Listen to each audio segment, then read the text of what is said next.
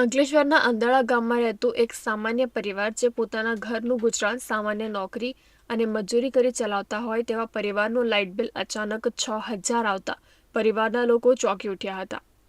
પરિવારના સભ્યોએ ડીજીવીસીએલ કચેરી ખાતે જઈને અધિકારીઓને રજૂઆત કરી હતી, જેને પગલે પરિવારને ₹680 લાઇટ બિલ ભરવા માટે લખી આપવામાં આવ્યું હતું.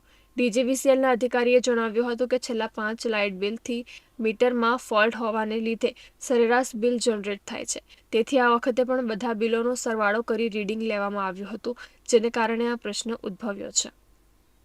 તો 6,000 જેવું લાઇટ બિલ આવ્યું છે મારું.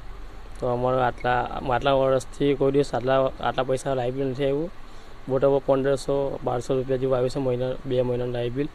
ને ગઈકાલે અમે સર પાસે ગયા જીબીમાં, તો સાહેબ અમને માઇનસ કર્યા પૈસા.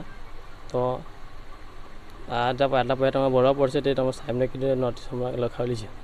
એમને અત્યાર સુધી છેલ્લા 5 રીડિંગ કર્યા ત્યાં સુધીમાં ફોલ્ટી તરીકે બિલ આપવામાં આવતું હતું. એટલે સ્થળ પર રીડિંગ જોઈ શકાય એવી સ્થિતિ નહોતી. એનું કારણ કોઈ પણ હોઈ શકે, એટલે આપણે એવરેજ બિલ આપેલા.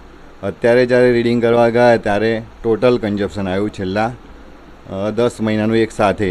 એટલે એમને જૂના જે 5 મહિનાના બિલ હતા એમને બાદ કરીને આપેલા છે, અને હાલમાં ₹680 ભરવાના એમને થાય છે.